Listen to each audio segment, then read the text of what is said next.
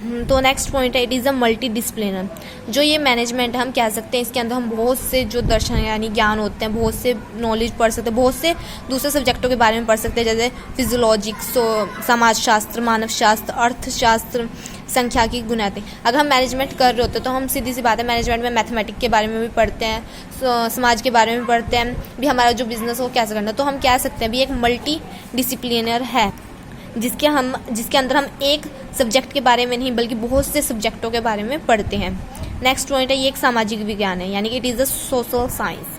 हाँ, हम कह सकते हैं जो मैनेजमेंट है वो एक सामाजिक काम भी है, क्योंकि हम जब कोई बिजनेस स्टार्ट करते हैं तो हमें देखना पड़ता है कि हमारे आसपास का जो समाज है, जो सोसाइटी है, उसमें जितने भी जो लोग मजदूर हैं, जिनके पास काम नहीं है, उनको काम देना, उन सब के बारे में उन सबको नॉलेज देना। तो हम कह सकते हैं भी समाज, और जो ये सामाजिक विज्ञान हम इसमें कह सकते हैं भी जो मनुष्य होता है जो मैनेजमेंट में अपना काम कर रहा है तो उसके पास पूरा अधिकार होता है कि वो अपने जो व्यवसाय है, व्यवहार कर रहा है, व्यवसाय कर रहा है, उसमें किसी भी तरह का परिवर्तन कर सकता है। तो हम कह सकते हैं एक सोशल साइंस भी है। नेक्स्ट पॉइंट है, इट इज़ अ सिस्टम, यह एक प्रणाली। तो हम इसे कह सकते हैं ये एक प्रणाली कैसे, मान लो अगर हम कोई भी काम कर रहे होते हैं तो हम क्या करते हैं, पहले उस काम के बारे में पूरी जानकारी लेते हैं, सब जांच पड़ताल करते हैं, उसी के बाद जाकर हम कोई निर्णय लेते हैं, यानी कि डिसीजन लेते हैं भी हमें ऐसे काम करना चाहिए और ऐसे नहीं करना चाहिए। फॉर एग्जाम्पल, अगर कोई डॉक्टर है तो क्या करता है, वो अपने जो उसका पेशेंट होता है उसके सारे शरीर के बारे में जांच करता है और फिर देखता है भी उसके शरीर में क्या कमी है और उसके बारे में ही उसको दवाई देता है। उसी प्रकार जो हमारे मैनेजर्स होते हैं मैनेजमेंट के, वो हमारे जो काम होते हैं उस सबको ध्यान में रखते होते सही डिसीजन लेते हैं कि हमें क्या करना चाहिए क्या नहीं। नेक्स्ट पॉइंट, ये एक गतिशील व्यवस्था है। तो नेक्स्ट पॉइंट, ये एक गतिशील व्यवस्था है। तो हम कह सकते हैं जब हम प्रिंसिपल्स पढ़ते हैं किसी चीज़ के बारे में तो हमें क्या बताते हैं जो उसके कॉसेज और इफेक्ट है उनके बीच में जो है संबंध स्थापित करना।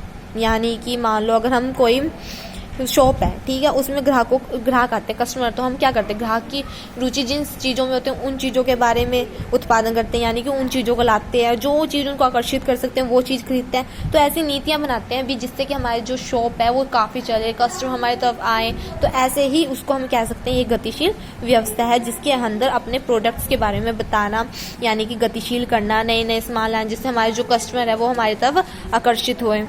नेक्स्ट पॉइंट है इसका सामाजिक उत्तरदायित्व, यानी कि जो प्रबंध होता है आज उसको हम एक सामाजिक उत्तरदायित्व के रूप में भी देख सकते हैं। यानी जो हमारा मैनेजर है उसमें भी जो सोसाइटी के लिए भी कह सकते हैं भी दायित्व होते हैं। फॉर एग्जांपल, अगर मान लो हम कोई काम कर रहे हैं, ठीक है, उससे हमारी कंपनी में तो अच्छा हो रहा है पर जो हमारी सोसाइटी है उसके लिए अच्छा नहीं होता है। अगर सोसाइटी के लिए हम अच्छा नहीं करेंगे तो हमारी जो व्यवसाय है, हमारी जो कंपनी है वो नहीं चलेगी, वो कंपनी वहीं ठप हो जाएगी। तो इसलिए जो कंपनी है उसके प्रति जो सोसाइटी है उसके भी कुछ अधिकार होते हैं, दायित्व होते हैं जिनको उनको पूरा करना। तो उनको ऐसे ऐसे डिसीजन लेने पड़ते हैं कि वो सोसाइटी के लिए भी अच्छे और कंपनी के लिए भी अच्छे से उनकी कंपनी चल सके। अगर वो गलत डिसीजन लेते हैं तो उनकी कंपनी का पतन भी हो सकता है, यानी कंपनी बंद भी हो सकते हैं। नेक्स्ट पॉइंट है, यह एक पेशा, इट इज ए प्रोफेशन। जैसे कि मैंने पीछे ही बताया था भी जन्मजात और अर्जित। तो आप देख सकते हैं भी जो मैनेजमेंट थी वो पहले लोगों में जन्म से ही होती थी, पर अब क्या हो रहा है कि कुछ लोगों में जन्म से ही वो खत्म हो जाते। तो उन्होंने इसको एक पेशा बना लिया मैनेजमेंट को।